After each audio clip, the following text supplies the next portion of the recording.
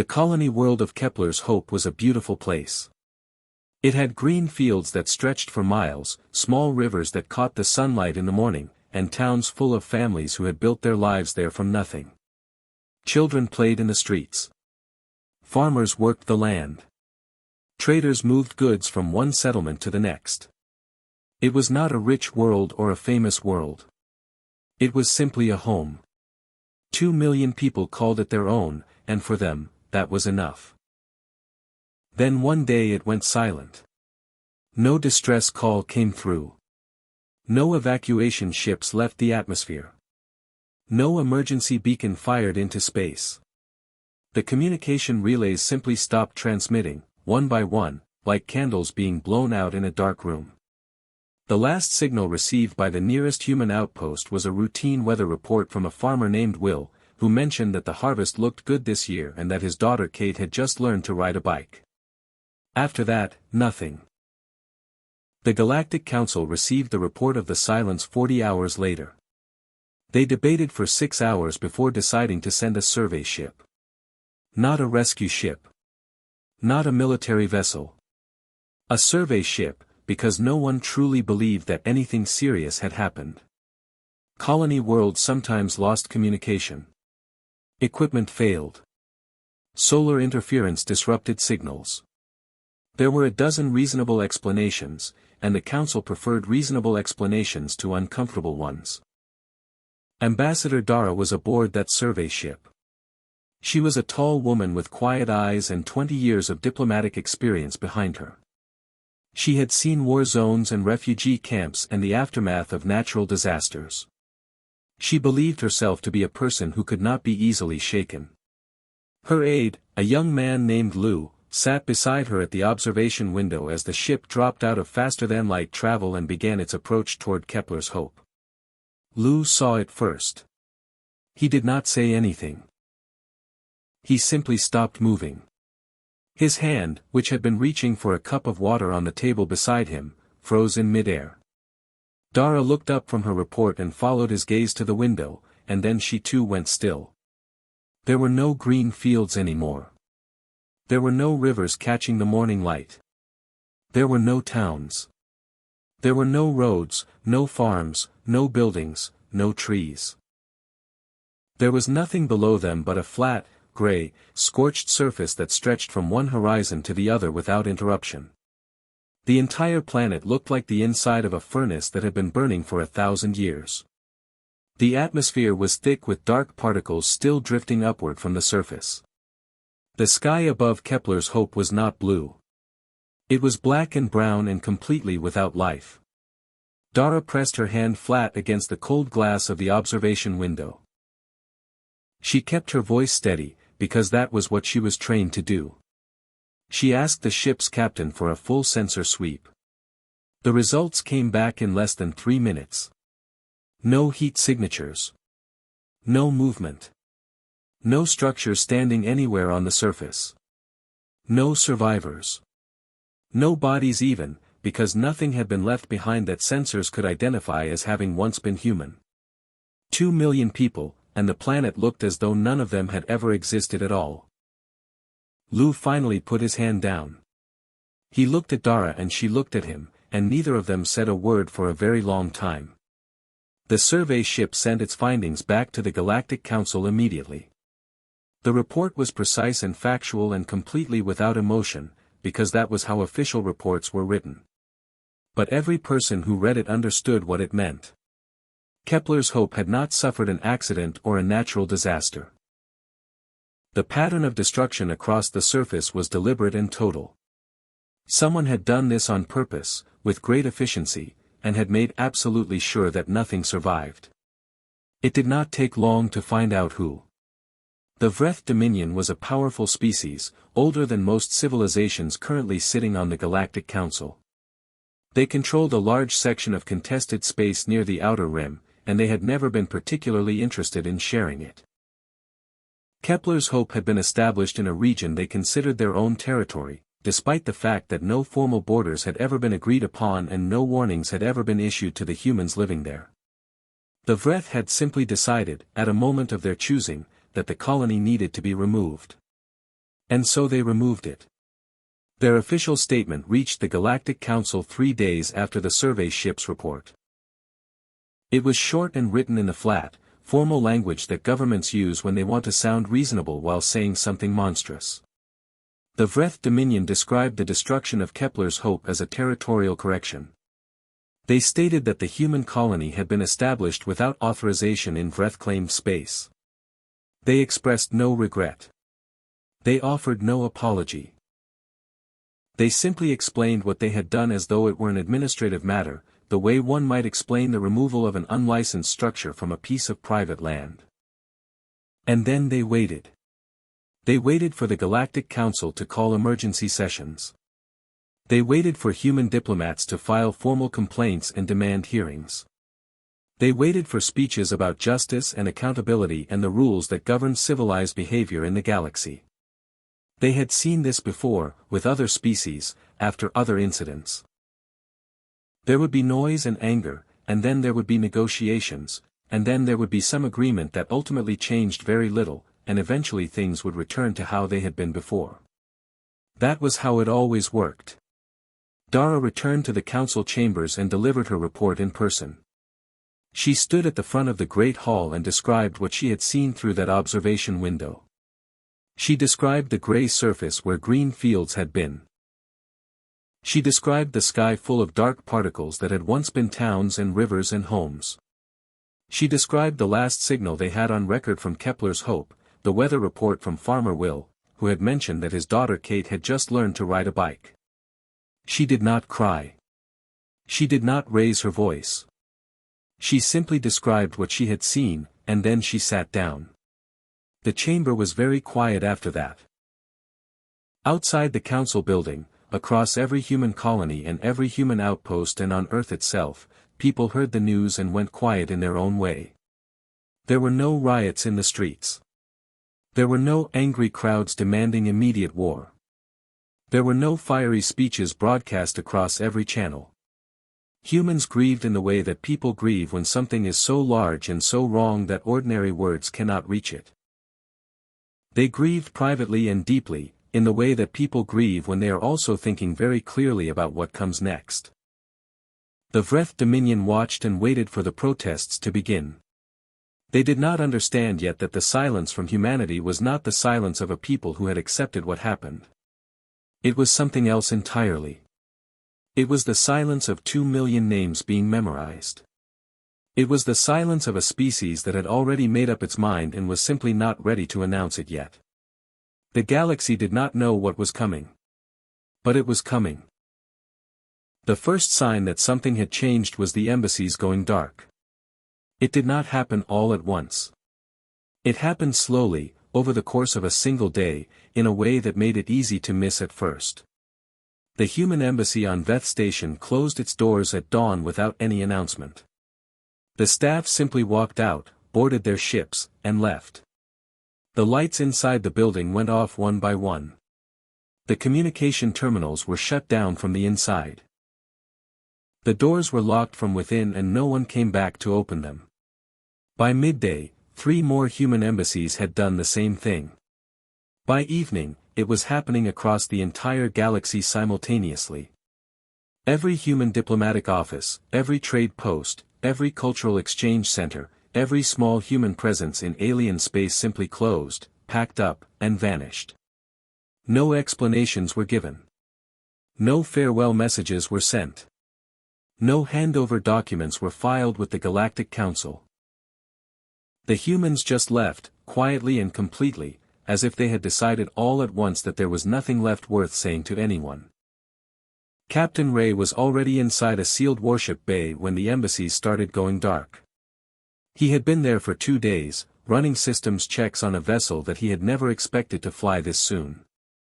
The bay was deep inside an asteroid that had been hollowed out over many years, far from any major trade route, far from any alien sensor network. The lights inside were dim and the air was cold and the only sounds were the low hum of machinery and the footsteps of his crew moving through the corridors with quiet purpose. Ray was not a man who talked very much. He was in his late 40s, with a calm face and steady hands and the kind of patience that comes from spending years preparing for something that everyone hopes will never happen. He sat in his command chair and watched the reports come in on his screen, one embassy after another going silent, and he felt something settle inside his chest. Not anger. Not excitement. Just a kind of certainty, the feeling of a door closing behind you and knowing that you are not going back through it. He called his crew together in the main bay and told them simply that it was time. Nobody cheered. Nobody made speeches. They just nodded and went back to their stations and finished their work. Across the galaxy, Trader Sam was doing the same thing in his own way. Sam ran a mid-sized freighter that moved goods between human outposts and alien ports, and he knew every dock master and every customs officer on a dozen different worlds.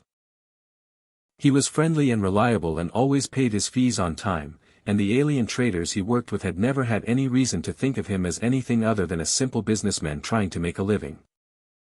On the morning after the embassies went dark, Sam filed a routine departure request at the port on Keth Minor, loaded what looked like a standard cargo of machine parts, and flew his freighter out of the docking bay with a calm wave to the ground crew below. He cleared the port's sensor range, changed his heading, and never came back. The dock master tried to reach him twice over the following days to ask about a pending delivery. Sam did not answer either call. He was not the only one. All across the galaxy, human traders were doing exactly the same thing. Ships that had been fixtures at alien ports for years simply departed and stopped responding to communications. Human crew members who had worked alongside alien colleagues for decades clocked out of their shifts, said quiet goodbyes that seemed normal at the time, and did not return the next morning. It was only when it happened everywhere at once that alien port authorities began to understand that this was not a coincidence. Diplomat and had been one of humanity's most visible voices on the Galactic Council for 11 years. She was known for her careful arguments and her ability to find common ground even in difficult situations. Council members from a dozen different species had come to think of her as a permanent fixture, someone who would always be there at the table, always willing to talk, always ready to find another way forward. On the fourth day after the destruction of Kepler's Hope, and stopped answering her communication terminal. Her office sent an automated response to incoming calls that said only that she was currently unavailable. When a council aide went to her residential quarters to check on her, the rooms were clean and empty. Her personal belongings were gone. She had left nothing behind except a small plant on the windowsill that she had apparently not found a way to take with her. The Galactic Council convened in emergency session. Representatives from 40 species sat in the great circular chamber and tried to make sense of what was happening. They had expected anger. They had expected formal demands for justice and long debates about what punishment the Vreth Dominion should face. They had expected the noise and friction of a species in pain pushing against the structures of galactic diplomacy. What they had not expected was this. This total and complete silence. This organized, deliberate disappearance of every human presence from galactic space, carried out without a single explanation or farewell. The Vreth representative sat in his seat and said nothing. Privately, he was beginning to feel something that he did not yet want to name. He had been certain that humans would respond the way every other species responded to loss. With grief, with protests, with demands that could be negotiated down to something manageable. He had not considered this possibility. He was considering it now. On the sixth day, a single transmission arrived at the Galactic Council's main communication center. It came from an unregistered source. The signal was clean and strong and reached every receiver in the building at the same moment. The council chamber fell silent as the message was read aloud by the automated translation system. The voice belonged to Admiral Ken. Nobody on the council had heard of Admiral Ken before that moment. He was not a figure who had appeared at any diplomatic event or press gathering or public ceremony. He was simply a voice, calm and flat and completely without emotion, delivering 7 words that were somehow more frightening than any threat the council had ever received. "We are coming. Move out of the way." That was all. No demands. No list of grievances. No ultimatum with a deadline attached. No invitation to negotiate or discuss or reconsider. Just 7 words and then silence again. The Vreth representative stood up from his seat slowly. He asked the council to immediately open a direct channel to the human government. The council tried. Every channel came back empty.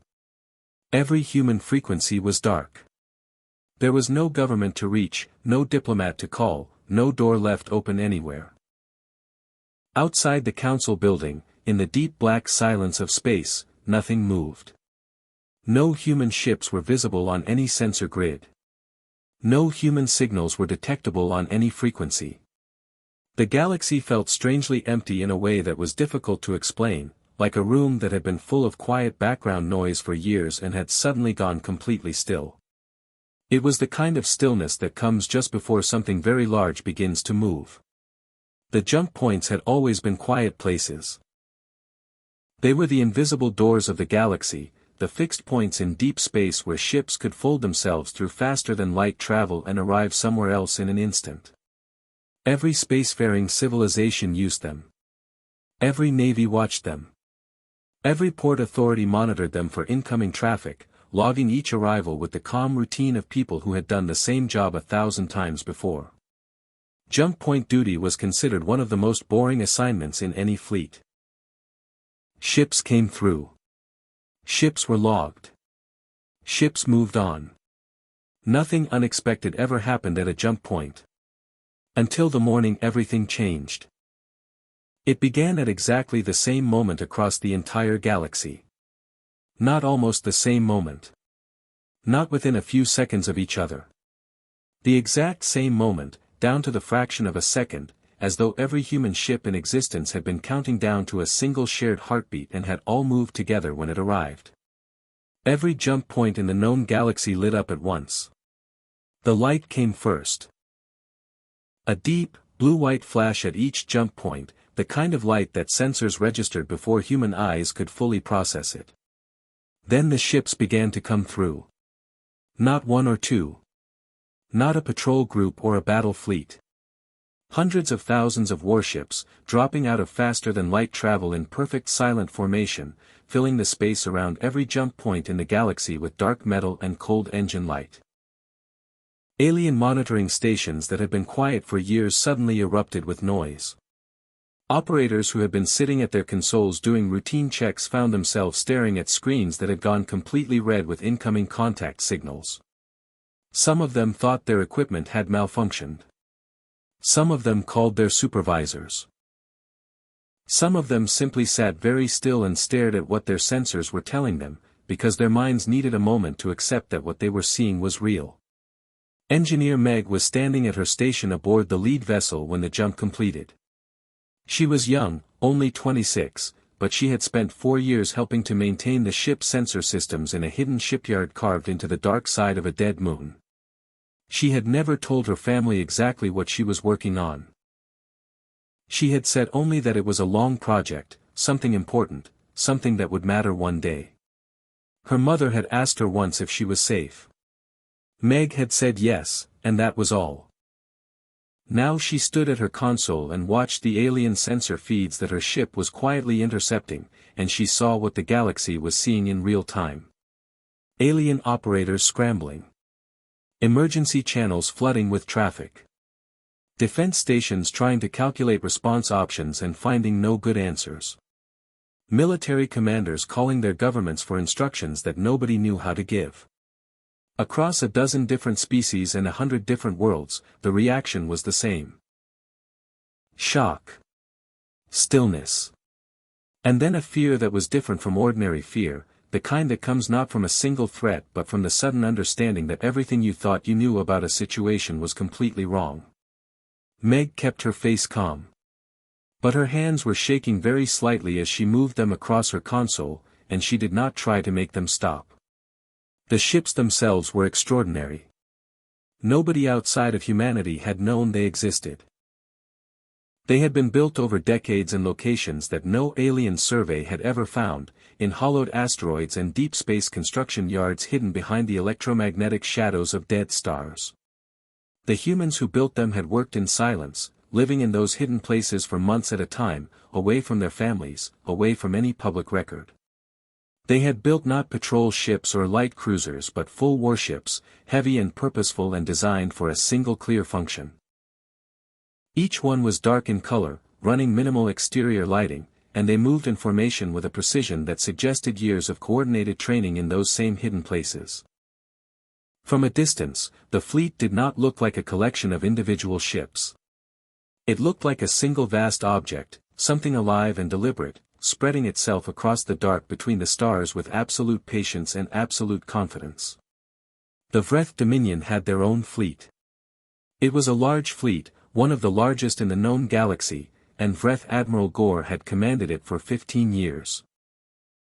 He was an experienced officer who had fought in 3 separate military engagements and had never lost a significant battle. He was not easily frightened. He had sat across from dangerous enemies before and kept his composure, because composure was what separated a good commander from a poor one. When the first reports reached his command ship, he read them carefully and then asked his staff to verify the numbers. They verified them. He asked them to check the sensors for errors. The sensors were functioning perfectly. He sat back in his command chair and looked at the wall display where the full tactical picture was being assembled in real time, more contacts being added every few seconds as his network pulled in data from across the region. He asked his war computers to calculate response options. The computers began their work. Gore watched the display and waited. He had always found it useful to see what the computers recommended before forming his own opinion.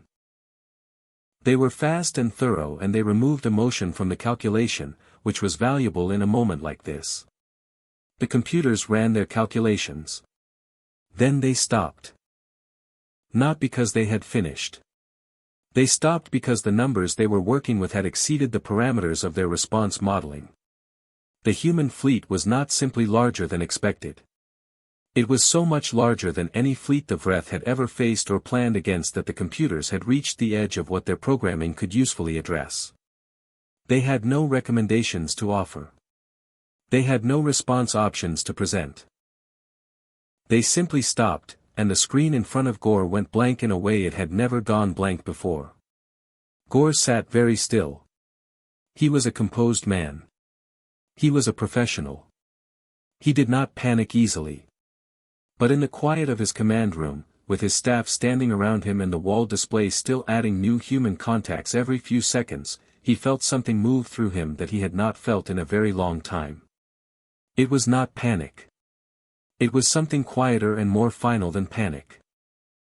It was the feeling of a man who has just understood, clearly and completely, that he has made a very serious mistake.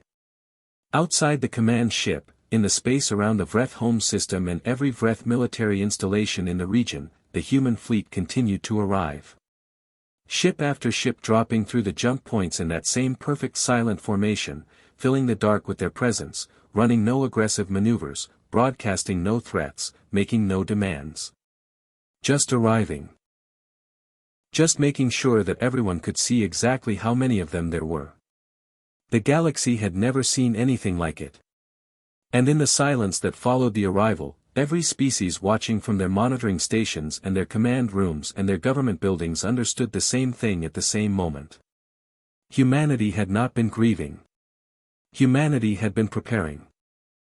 Admiral Ken gave his first order at exactly 4 in the morning. Not because 4 in the morning had any special military significance. But because the fleet had been in position for 6 hours by then, and 6 hours was enough time for every Vreth commander in the region to fully understand what they were looking at. 6 hours was enough time for the fear to settle in properly. Ken was a patient man, and he understood that patience used correctly was its own kind of weapon. His order was simple. Move in. Disable everything. Hurt no one who is not fighting back. The fleet moved. It did not move with noise or fire or the kind of dramatic charge that military historians like to write about. It moved the way a very large and very certain thing moves when it has already decided how everything is going to end. Quietly. Steadily. Without hesitation and without hurry. The human ships advanced on every Vreth military installation simultaneously, the same way they had arrived, all at once, coordinated down to the second, so that no single Vreth station could warn another one that had not already been reached. The first targets were the communication arrays. Every Vreth military communication tower, every deep space relay, every encrypted channel the Vreth fleet used to coordinate between its ships and stations was disabled within the first 40 minutes. Not destroyed. Disabled. Human electronic warfare teams cut the signals cleanly and precisely, the way a surgeon cuts rather than tears, leaving the physical structures intact but completely silent. The Vreth military found itself blind and mute at the same moment, unable to see what was happening across its own network and unable to tell anyone about it. Then came the power systems. Vreth military stations ran on a specific type of reactor that human engineers had spent years studying from publicly available technical documents and from intelligence gathered quietly over a long period of time. They knew exactly where the vulnerable points were. They knew exactly what it took to shut a station down without causing an explosion or a meltdown, without putting the crew inside at risk. Ship after ship moved into position and delivered precise, targeted strikes to those specific points, and station after station went dark across the Vreth military grid, their weapons offline, their engines cold, their crews alive and unhurt and completely unable to do anything except sit in the dark and wait. Admiral Ken watched it all from his command room. He had a screen for every sector, updated in real time, and he moved his eyes across them steadily and gave quiet corrections when they were needed. He did not raise his voice once during the entire operation. His staff had served with him long enough to know that a quiet Ken was not a calm Ken in the ordinary sense.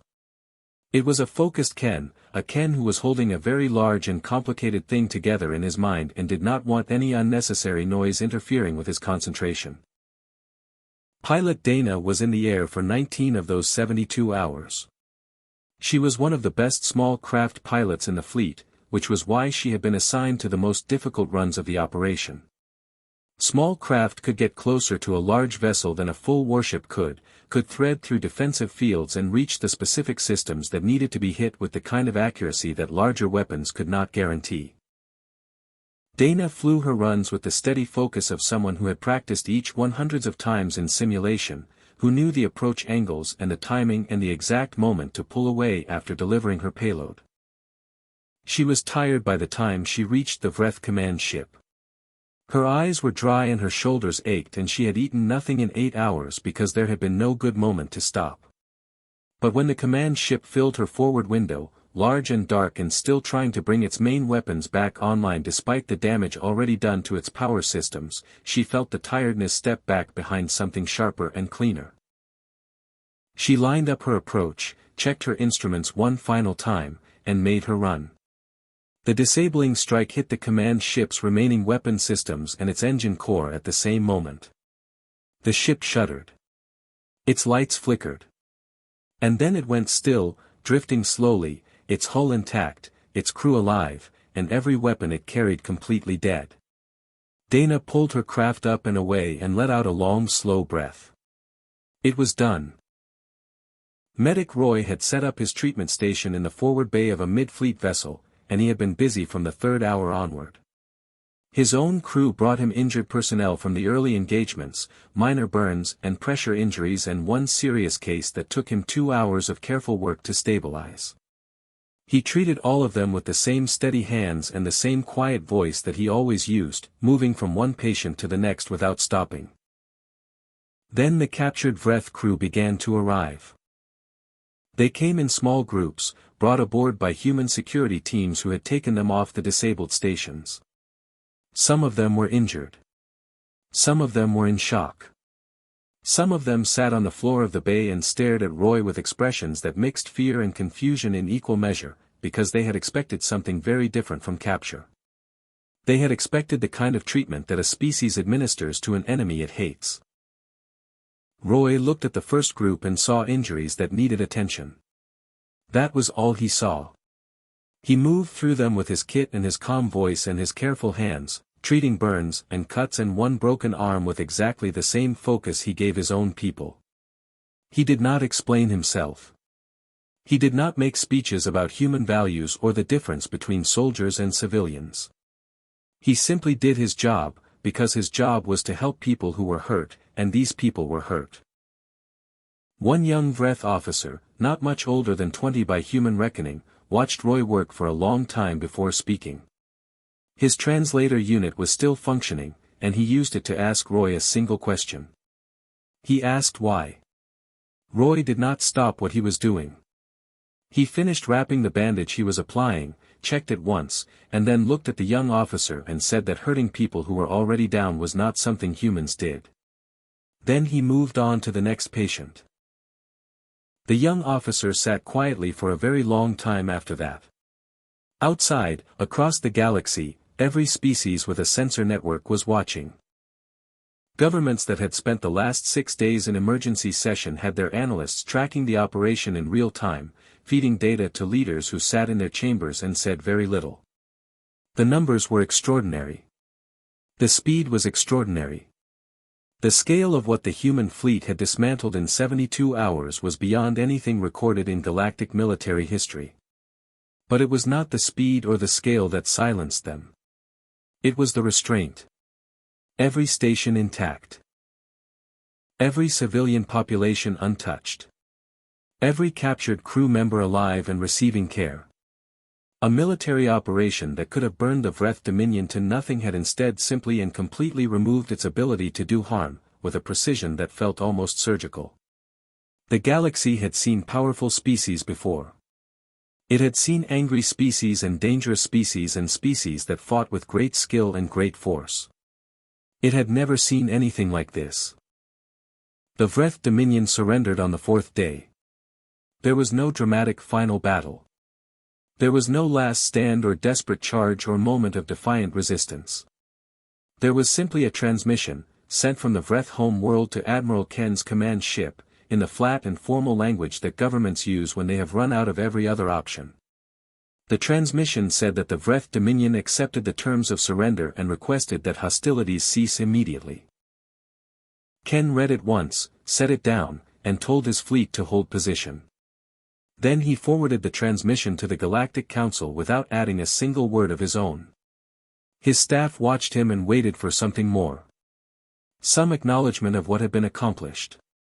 Some moment of satisfaction after years of preparation and 72 hours of the most precise military operation in recorded history. Ken looked around at their faces and understood what they were waiting for. He shook his head slowly. There was nothing to celebrate. 2 million people were still gone. The Galactic Council scheduled a formal session to receive the human delegation 3 days after the surrender.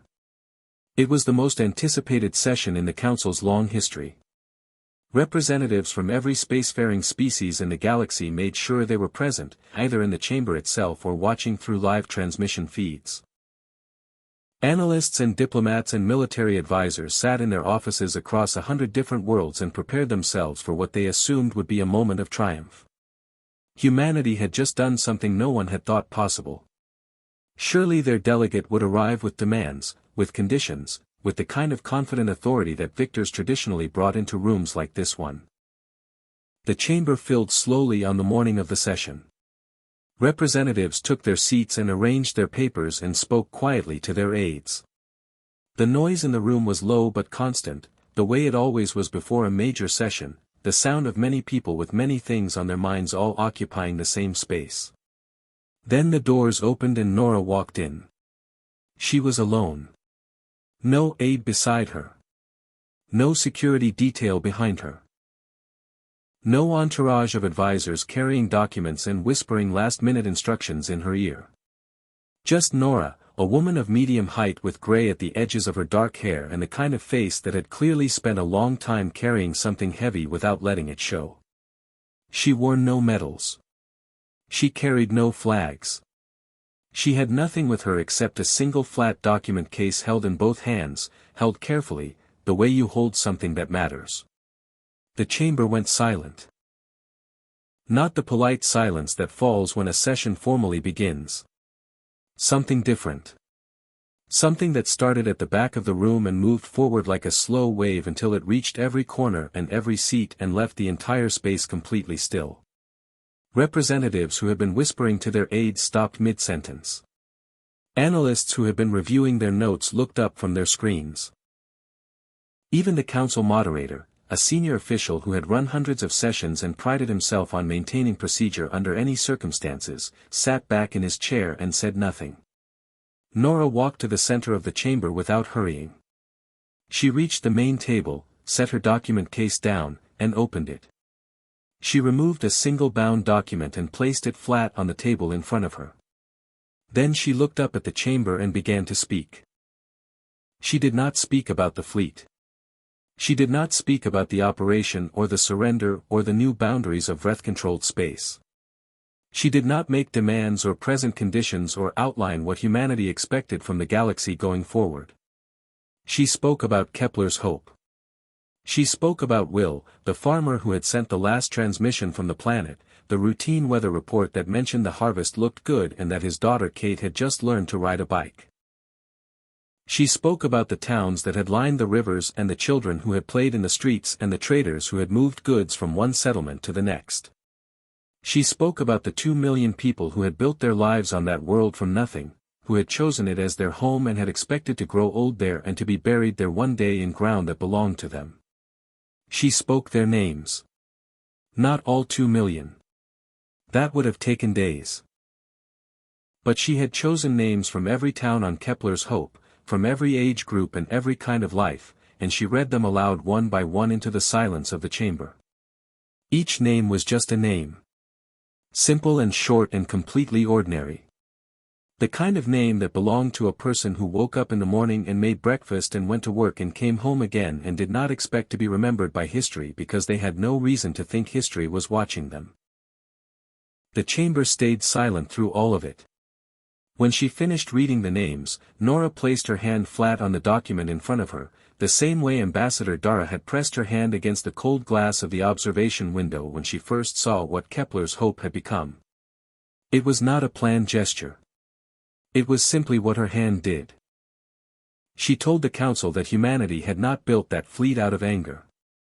She told them that it had not been built out of pride or ambition or the desire to show the galaxy what humans were capable of.